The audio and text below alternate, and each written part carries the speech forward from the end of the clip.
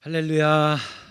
한 주간 잘 지내셨나요? 우리 평안한 삶이 되셨기를 바랍니다. 우리 좌우 앞뒤 분들과 인사하겠습니다. 잘 오셨습니다. 반갑습니다. 은혜 받으세요. 평안하시고 좋은 삶, 행복한 삶, 우리 예수님과 함께하는 동행하는 즐거운 인생들 되었으면 정말로 좋겠습니다.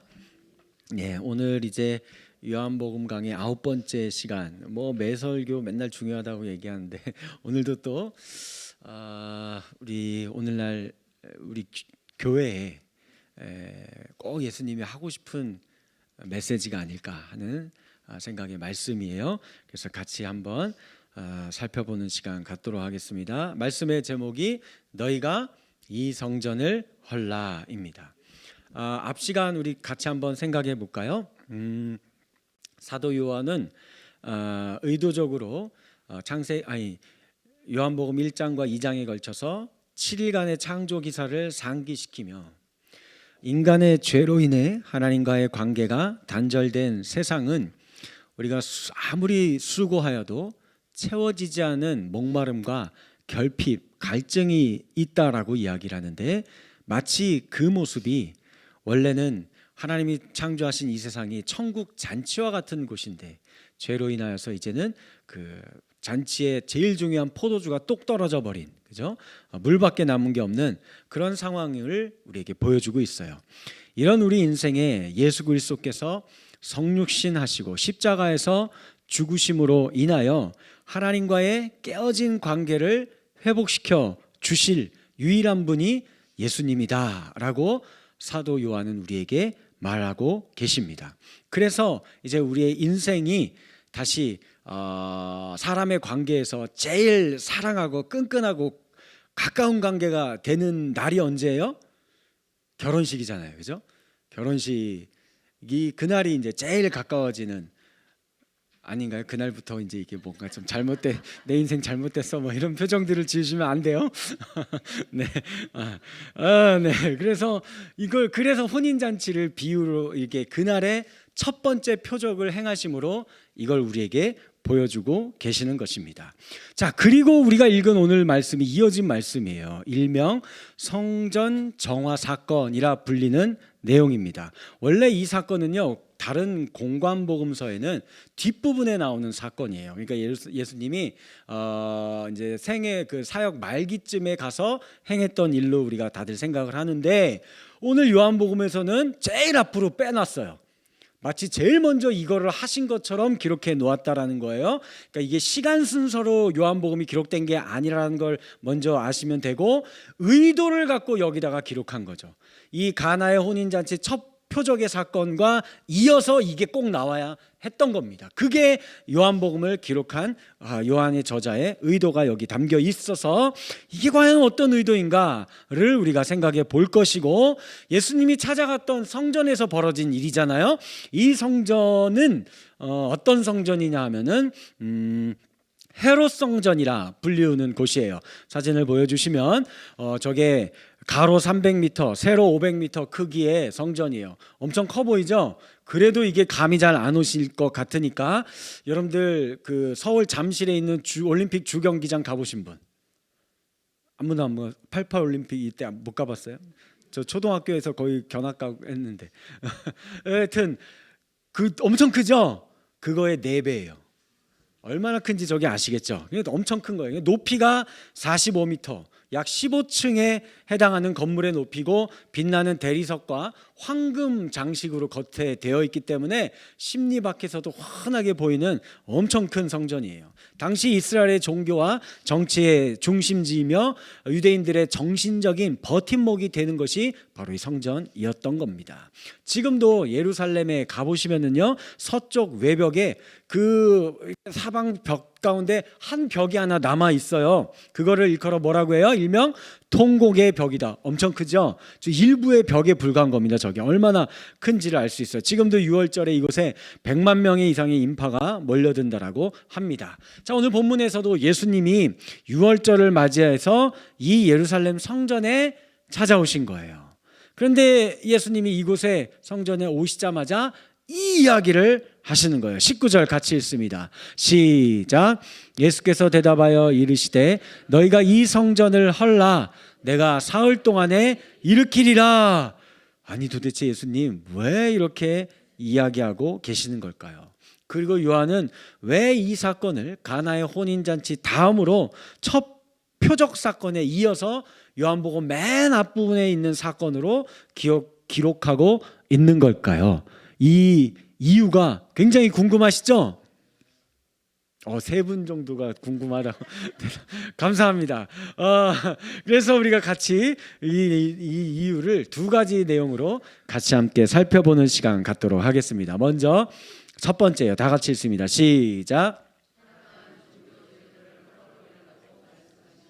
네, 타락한 종교 제도를 헐어버려라 라고 말씀하는 거예요. 예수님이 성전에 왔을 때 성전 안에는, 저 안에는 소와 양과 비둘기와 같은, 이거 뭐에 쓰이는 겁니까? 제사에 쓰이는 제물들이죠. 이걸 사고 파는 사람들이 있었고요. 또 돈을 환전해주는 환전상들이 저 성전에 갔더니 있던 거예요.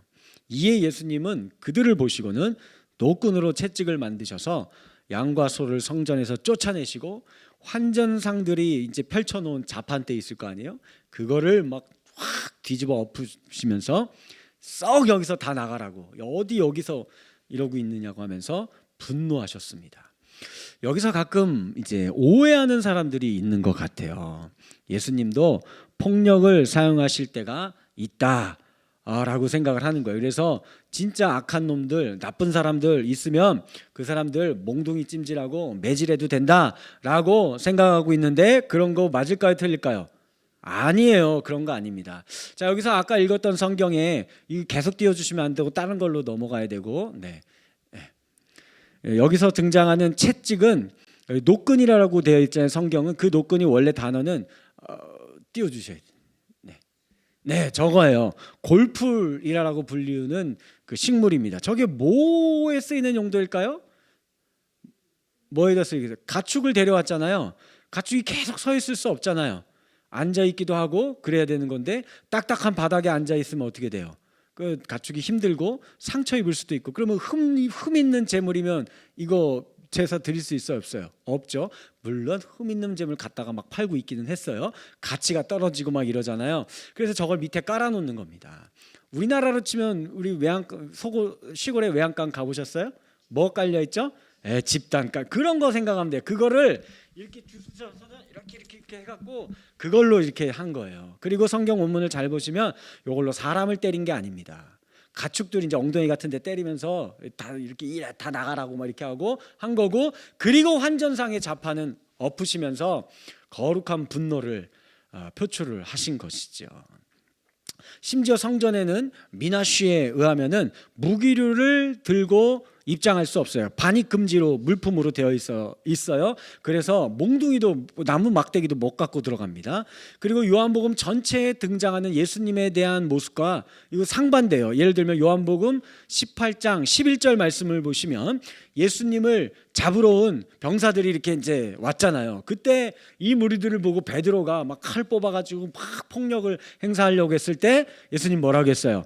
그러지 말라고, 칼을 칼집에 꽂아 넣으라고 베드로를 자제시키고 묵묵히 순순히 잡혀가셨던 것을 볼 수 있어요. 그러나 분명한 것은 예수님께서 이들을 향해서는 거룩한 분노를 쏟고 계시다라는 거예요. 왜 예수님이 이렇게 분노하시는 것이며 도대체 어떻게 성전에 이런 장사치들이 들어오게 되었는가, 이걸 우리가 생각해 보자라는 겁니다. 예루살렘 성전에 유대 백성들이 제일 많이 몰려드는 때가 언제이겠어요? 유대 절기, 그렇죠? 3대 절기가 있는데 그 중에서도 첫 번째가 유월절이에요. 유월절에 엄청 많은 사람들이 오는 겁니다. 왜 올까요? 뭐 하려고? 그렇죠. 제사를 드리기, 예배를 드리려고 오는 거예요. 근데 제사를 드리려면 뭐가 필요해요? 제물이 필요하잖아요. 소나 양이나 비둘기나 이런 게 필요합니다. 그런데 예수님 시대에는요, 유대인들이 정말 흩어져서 많이 살아요. 이들을 일컬어 디아스포라 유대인이라고 이야기를 합니다. 이 포로로 잡혀갔었잖아요. 나라를 잃은 적이 있잖아요. 그때 그곳에서 살고 있다가 나중에 고향으로 안 돌아오고 그냥 거기서 계속해서 예수님 시대까지 약 400년이 흐른 지금까지도 그냥 대를 이어서 정착하고 살고 있는 유대인들이 굉장히 많았습니다. 많은 그래도 그 타향살이를 해도 이때만큼은 다른 때는 몰라도 유월절만큼은 정말 모든 유대인들이 거의 빠지지 않고 다 예루살렘 성전으로 오는 거예요. 자기들의 신앙의 양심상 다른 때는 몰라도 이때만큼은 우리 가족이 하나님 예배하러 가야 된다. 이거는 어기면 안 된다 하고 가는 거죠. 그 길이 수백 킬로미터가 떨어지는 데 사는 사람들도 있어요. 근데 이 사람들 어떻게 양과 소를 몰고 옵니까? 말이 안 되죠. 너무 힘들어요. 그래서 이들은 올 때에 그냥 돈만 들고 오는 거죠. 그리고서는 그곳에 재물을 파는 사람들에게 이 재물을 사가지고 이제 예배 제사를 드리는 거예요. 원래는 이 제사용 가축을 파는 곳이요, 감람산 기드론 골짜기에서 이 제물들을 팔고 있었습니다. 예루살렘이 이렇게 있다고 하면 그 주변에 골짜기들이 많아요. 골고다, 그죠? 감람산, 뭐 이런 골짜기들이 있잖아요. 겟세마네, 뭐 이런 골짜기들이 있는 그 예루살렘 밑에 있는 골짜기라고 생각하면 돼요. 기드론 골짜기. 그래서 원래는 여기서 팔고 있었는데 헤롯 대제가 일을 하나 크게 벌렸어요. 그게 바로 아까 보여드렸던 저 성전을 엄청나게 크게 짓는 겁니다. 여기에 그러니까 돈이 막대하게 들어가겠죠. 그래서 이 장사치들을 성전 안으로 끌어들여오고 싶었던 거예요. 그리고 그러려면 누구하고 이게 말이 맞아야 돼요. 이 성전의 최고 권위자가 누구예요? 대제사장이잖아요. 그때 당시 안나스입니다. 둘이 이제 짝짝꿍해가지고 그러면 여기 들어오라고 합시다. 그리고 이방인의 뜰에다가 상인들이 재물들을 팔 수 있게 만들어 줍니다. 그러면 이곳에 와서 재물을 뭐 가까운 데서 재물 팔면 좋은 거 아니에요? 라고 생각할 수 있잖아요. 아니죠. 세상에 공짜가 있어요, 없어요? 없죠. 그곳에서 장사를 하게 만들면서 뭐 달라고 하는 거예요? 자릿세, 권리금. 여기서 하려면 돈 1,000만 원, 2,000만 원 갖고 와야 돼 하고 이야기를 했던 거예요. 이때 받은 세를 대제사장 안나스와 헤롯이 가져가는 겁니다. 공사에 들어가는 돈이 너무 많고 안나스도 그의 장인이었던 가야바와 마찬가지로 이 대제사장으로 임명을 받기 위해서는 총독이 임명을 해줘야 되거든요. 그들에게 돈 주고 관직을 산 자들이기 때문에 그래요. 돈을 많이 주었을 거 아니에요. 그러니 뭐가 생각나요? 본전, 그렇죠? 많이 해봤나 봐요. 본전이 생각나는 겁니다. 그래서 이걸 뽑으려고 이 일들을 벌이고 있는 거예요. 한술 더 떠서 제사를 드리러 온 유대인들 뭘 내야 했느냐? 성전세를 내야 했어요. 이렇게 생긴 동전, 유대교의 반세겔이라 불리우는 동전인데 이때 드리는 동전은 저 동전은 예루살렘에서만 통용되던 유대인의 동전이었던 거예요. 타국에 살던 유대인들은 저거 쓰지도 못합니다. 그냥 로마의 화폐를 주로 사용을 해요. 그래서 이 동전으로는 세금을 낼 수 없으니까 로마의 동전을 가지고 와서는 없다고 이야기하면서 이거 바꿔야 된다라고 환전을 해야 된다라고 이야기를 하는 겁니다. 그 이유는 굉장히 거룩하고 타당하게 들려요. 저기 뭐가 그려져 있어요? 황제의 얼굴이잖아요. 그때 당시에 로마의 황제는 어떤 사람이에요? 내가 신이다 라고 말하는 사람의 얼굴이 그려져 있는 동전을 어떻게 성전에다 갖다 넣을 수 있느냐, 우상의 동전을 어떻게 성전에서 사용할 수 있느냐, 아주 합당한 이유이잖아요. 그래서 이걸 못한다, 그러니까 이거 바꿔라 라고 이야기를 하는데 속내는 그게 아니었던 겁니다. 이걸 환전해주면서 환전 수수료가 3분의 1 데나리온을 이들이 받아가요. 1 데나리온은 하루 노동자의 품삯이라고 생각합니다. 오늘날로 치면 한 10만 원 정도라고 생각하면은 수수료를 얼마를 띄어가는 거예요? 3, 4만 원을 띄어가는 겁니다. 성전세 반세겔은 30만 원 정도의 금액에 해당이 돼요. 자, 한번 생각해 봅시다. 여러분들이 해외여행을 가게 됐어요. 그 나라에 가려면 우리나라 돈으로 안 되니까 달러로 바꾸시든지 그 나라의 통화 화폐로 바꾸실 텐데 요 앞에 있는 은행에 가서 30만 원만 환전해 주세요 하고 30만 원을 드렸더니 환율에 맞게 바꿔줬을 거 아니에요? 그것뿐만이 아니라 수수료가 있습니다 고객님 하면서 30만 원 환전하면서 3만 원이나 4만 원을 띄어간다고 생각해 봐요. 야, 저 이 도둑놈들, 야 이거 강도 아니야 이런 이게 말이 돼 하면서 다시는 내가 이 은행에 오나 봐라 이렇게 할 거 아니겠습니까? 수백 킬로미터 떨어진 타국에서 하나님을 예배하겠다라고 찾아온 하나님의 백성들이 이들에게는 무엇으로 보인 거예요? 돈으로 보인 거예요. 고객? 아니요. 아이고 어서 오세요 호객님 이렇게 보인 거예요. 그래서 예수님이 거룩한 분노로 이들을 다 쫓아내신 것입니다. 헤롯 성전 다시 한번 보여주시면 저게 구조가 저렇게 되어 있어요. 또 한 가지 생각해 볼게. 헤롯 성전을 보시면 저 성전은요 계층화가 되어 있습니다. 앞뒤로 좌우로 넓게 뜰이 있죠. 저기 동그라미 쳐놓은 게 보이실런지 모르겠는데 이방인의 뜰이라고 해서 이방인들이 성전에 와도 좋은데 여기까지밖에 못 들어갑니다. 그 안으로 못 가요. 그 다음이 들어가는 데가 여인의 뜰이에요. 여인들은 저 입구 정도까지만 들어갑니다. 그 안으로 더 이상 못 들어갑니다. 그리고 그 다음이 제사장의 뜰이 있어요. 거기는 제사장들까지만 들어갈 수 있는 거예요. 그리고 그 안에 지성소가 있는데 여기는 딱 한 사람만 들어가요. 누구요? 대제사장만 들어갑니다. 철저히 계층화, 신분화가 되어 있는 성전입니다. 하나님을 마음대로 만나지 못합니다. 예수님께서는 이런 성전 헐어버리라 라고 말씀하시는 거예요. 자, 그렇다고 한다면 이제 오늘 우리 조국의 교회, 아니 거기까지 생각할 거 없고 우리 수원고색 평강교회에 오늘 이 시간 예수님이 저 뒤에 문을 열고 이곳에 들어오세요. 그 예수님이 오늘 여기에서 뭐라고 말씀하실까요? 오늘날 이런 이야기가 있습니다. 비즈니스는 종교를 닮아가고 종교는 비즈니스를 닮아간다라는 말이 있어요. 사업이 하나의 종교화가 되어가는 경향이 있습니다. 이름만 대면 아는 그런 대기업에 취업하면 보통 한 달 이상 신입생 그 연수 교육을 받아요. 뭐 받습니까? 우리 기업의 핵심 가치, 정신, 창업자의 정신, CEO의 경영 철학 이런 것들을 학습을 하고 그리고 막 구호도 외치고 뭐 별의별 거 다 합니다. 으쌰으쌰하고 합숙 훈련하면서 최고가 되겠다라는 다짐. 너도 사장이 될 수 있어 막 하면서 최고의 다짐으로 끝을 맺습니다. 그리고선 자기 회사에서 나오는 이 상품에 대한 종교적 신념까지도 가져야 돼요. 이거 최고라고, 우리 회사가 만드는 게 최고라고. 그러면서 이제는 회사에서 발급해주는 뭐 발급해줘요?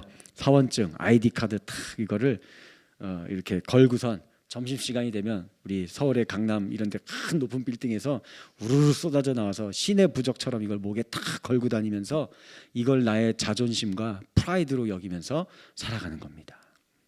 반면 종교는 점점 비즈니스를 닮아가요. 교회에서는 사람이 중요하지 않습니까?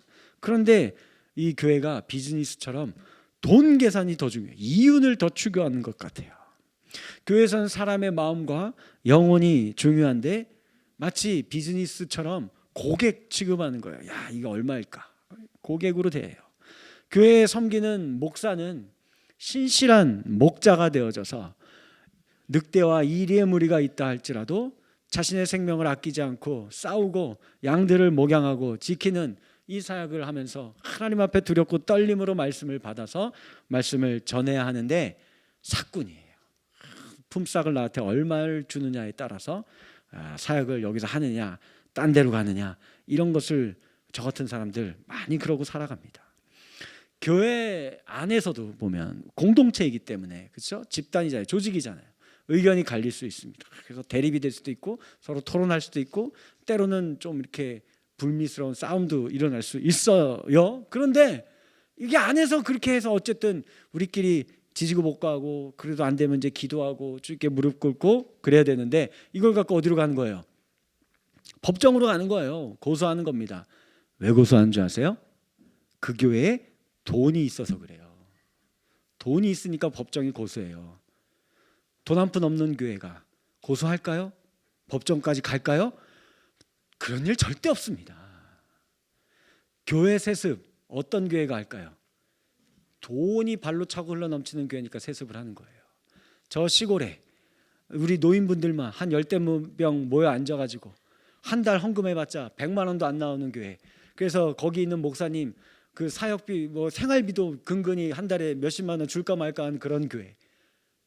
거기에 성도님들이 제발 아드님 신학교 보내갖고 여기 우리 교회 아무도 안 올라가니까 제발 좀 오게 해달라고 하는 거예요. 그걸 보고 누가 세습이라고 해요? 아무도 안 하죠. 돈이 흘러 넘치니까 너무 아까우니까 남 주기 싫으니까 내 자식 새끼한테 주려고 하는 걸 세습이라고 하는 겁니다. 성도님들은요, 교회를 어떻게 선택하세요? 이사를 오거나 뭐 여러 가지 여건 이유들로 인하여서 교회를 옮기실 때가 있잖아요. 교회 선택하는 기준 어떤 기준으로 선택하십니까? 좀 더 모든 것이 갖추어진 교회, 편리한 교회, 즐거움을 주는 교회, 부담감을 덜 갖고 신앙생활할 수 있는 교회, 이런 데 찾잖아요. 가수가 하는 콘서트 장전처럼 이렇게 흥미롭고 도파민이 분배되고 목사 앞에 있는 목사가 나를 울렸다 웃겼다 할 수 있는 그런 교회를 찾는 거 아니에요? 이런 성전을 일으켜서 예수님 뭐라고 하십니까? 19절, 너희가 이 성전을 헐라 말씀하시는 겁니다. 성전, 이런 성전문은 제발 좀 닫아버렸으면 좋겠다. 헛된 재물 드리지 말아라. 그거나 받지도 않는다. 너희가 내 아버지 집의 마당만을 더럽힐 뿐이다. 너희 안식일과 절기로 자꾸 막 찾아오는데 내가 피곤하다, 나도 지쳤다, 오지 말아라 라고 이야기를 하는 거예요.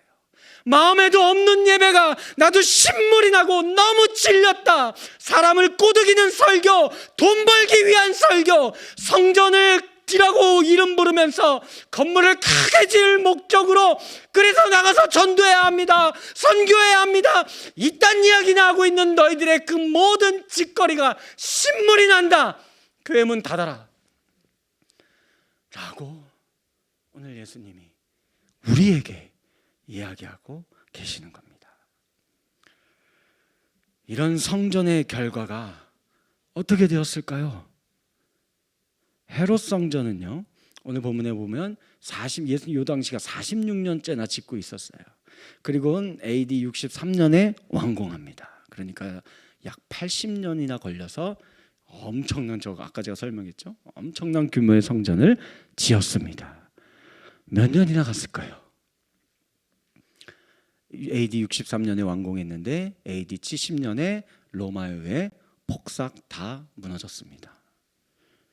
그리고 그러니까 겨우 7년 사용했어요. 그리고 그 자리에 뭐가 들어왔을까요? 이슬람의 황금 모스크가 지금 서 있습니다.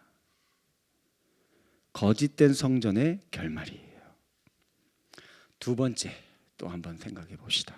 같이 읽어볼까요? 시작.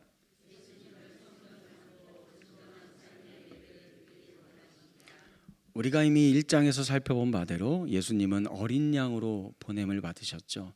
십자가에서 죽으심을 통해 자신을 유월절 희생 제물로 드리셨습니다. 그리하여 가축의 희생을 통해 이루어지는 단발성의 모든 성전 제사를 종결을 선언하시고 이제는 하나님과의 참된 예배의 길을 열어주셨습니다.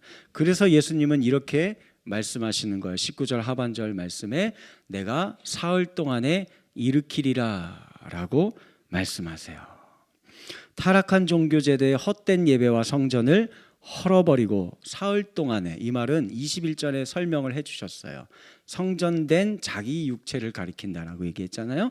그 육체를 십자가에 예수님이 내어주시고 사흘 만에 부활하셔서 모든 사망의 저주를 끊어낸 참된 예배의 길이 열렸다라는 것을 이야기하고 계십니다. 이 말씀을 더 잘 이해하기 위해서는 16절 말씀을 여러분들이 좀 더 생각해 봐야 돼요. 16절 하반절 말씀 우리 같이 읽어볼까요? 시작.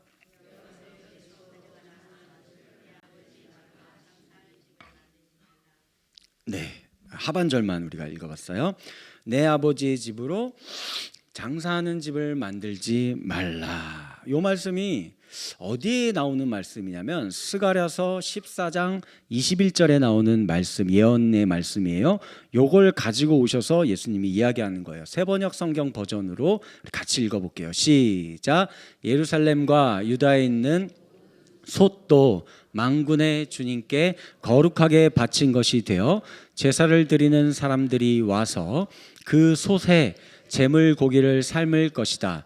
그날이 오면 만군의 주님의 성전 안에 다시는 상인들이 없을 것이다. 그날 무슨 날이에요? 즉 예수님이 이렇게 성육신하셔서 십자가의 대속의 죽음으로 죽으시고 우리 죄를 대신해 죽으시고 사흘 만에 부활하심을 통해 하나님을 온전히 예배할 수 있는 그날이 오면 뭐라고요? 다시는 주님의 성전 안에 상인들이 장사꾼들이 없게 될 것이다. 너무 좋죠? 은혜로운 말씀이에요. 그런데 이 말씀의 앞에 있는 말씀은 무슨 뜻일까요? 네, 저게 무슨 말일까요? 유다에 있는 모든 솥도? 응? 솥? 무슨 솥일까요? 예, 밥 지어 먹는 솥이요. 솥단지요. 예, 옛날에는 새커먼색으로 알아요? 이거 뚜껑 이렇게 달려갖고 큰 거 이렇게 하고 시골집에서 아궁이에서 불 떼서 우리 할머니하고 그렇게 밥 지어줘서 거기 까만 누른밥 먹으면 되게 맛있는 그 솥단지요. 옛날에는 그죠? 옛날 뭐 그렇게 옛날도 아니에요. 조선 시대 정도 그 이전 시대에는 이사 갈 때 어디 가야 되면 제일 먼저 챙겨야 되는 게 뭐예요? 조솥단지예요. 얼마나 중요한 건데요. 왜요? 여기 계신 분들 중에서 밥 안 먹고 사실 분들이 있어요? 없죠. 매일 만지는 도구예요. 그죠? 매일 사용하는 도구입니다. 그리고 양식과도 관계되어 있는 도구예요. 그래 이게 뭘 의미하겠어요? 우리의 일상의 삶이 솥과 같이 매일 사용되는 것조차도 어떻게 만들어주겠다라는 거예요? 다 거룩하게 되게 만들어 주시겠다라는 것입니다. 우리가 날마다 예수님의 영의 양식인 이 말씀을 씹고 뜯고 맛봄을 통해서 우리의 일상의 모든 삶이 거룩한 하나님 백성으로서의 삶이 되게 만들어 주시겠다라는 거예요. 아니 이 솥단지도 거룩하게 만들어 주겠다라는데 그죠? 저와 여러분들은요 안 거룩해요? 우리 솥단지마다 못합니까? 아니에요. 우리 모두가 다 예수가 그리스도임을 시인하고 그를 나의 주님으로 모시고 살아가는 모든 자들을 이렇게 거룩한 당신의 백성 삼으시사 하나님을 마음껏 예배하는 자들이 되게 만들어 주시겠다라는 거예요. 예수를 통한 우리 삶의 예배를 드리기를 원하고 계신다라는 겁니다. 가장 거룩하신 예수님이 임마누엘 주가 되어 주십니다. 언제나 그분을 통해 하늘의 양식을 공급받을 수가 있습니다. 언제든지 십자가의 대속의 은혜가 폭포수처럼 강물처럼 저와 여러분들의 인생 가운데 임하게 될 거라는 것입니다. 그러니 더 이상 무의미한 짓을 하면 안 돼요. 이거는 흠 있는 재물이고 이거는 흠 없는 재물이고 구분하면서 드릴 필요가 없어요. 구분 자체가 의미가 없는 겁니다. 사실은 원래가 우리 모두가 저와 여러분들이 다 어떤 존재였어요? 우리 흠 있는 존재예요. 누가 여기 계신 분들 중에 단 한 명이라도 나는 당신 앞에 당당하게 나아가서 당신을 예배할 수 있습니다, 흠 없는 사람이에요 라고 말할 수 있는 사람이 어디 있어요? 그분은 예수밖에 없습니다.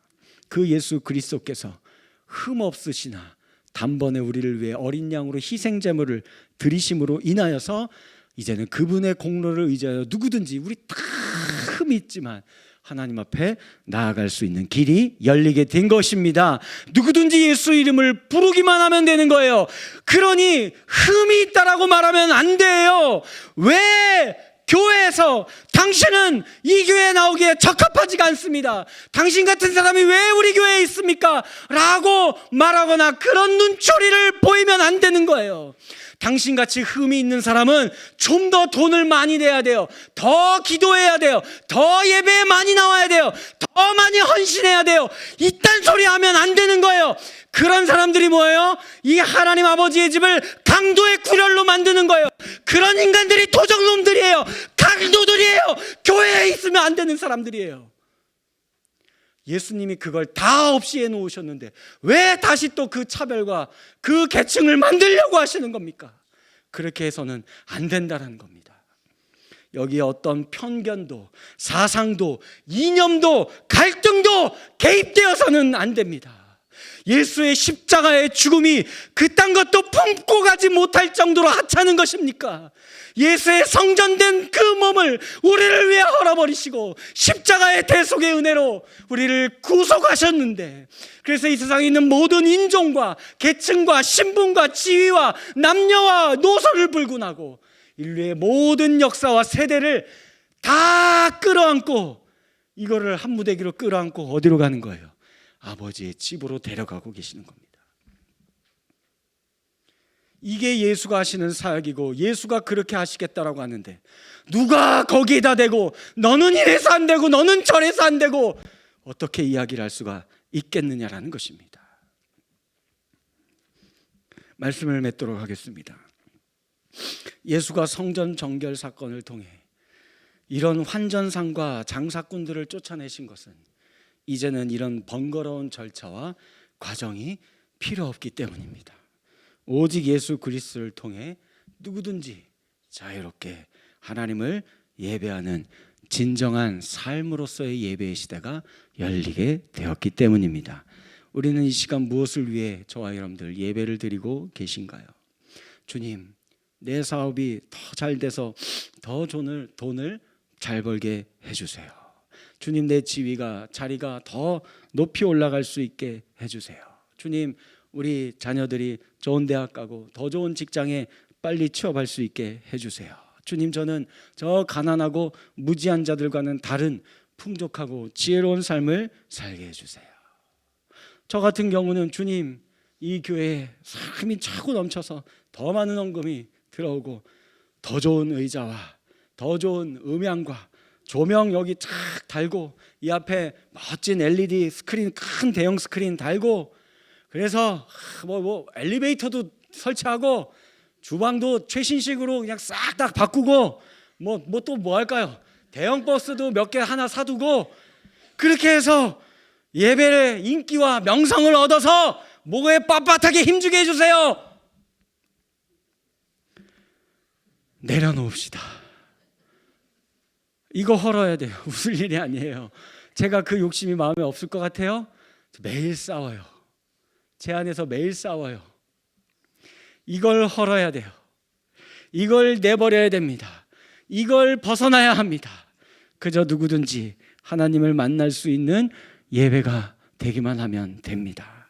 누구 자기 유익을 계산하며 예배드리지 않고, 누구도 차별하여 나뉘어진 예배를 드리지 않고, 누군가가 희생되고 헌신되고 바쳐져야지만 그래야 예배가 돌아가는 그런 예배가 아닌 단 한 분이신 예수 그리스도가 여기 계시니 그 하나로 다 된 겁니다. 딴 거 더 필요한 거 없어요. 그거면 된 겁니다. 그 예수로 말미암아 누구든지 아버지의 집에서 하나님을 예배하는 우리 복된 수원고색 경강교회가 되어지기를 주님의 이름으로 간절히 축원합니다.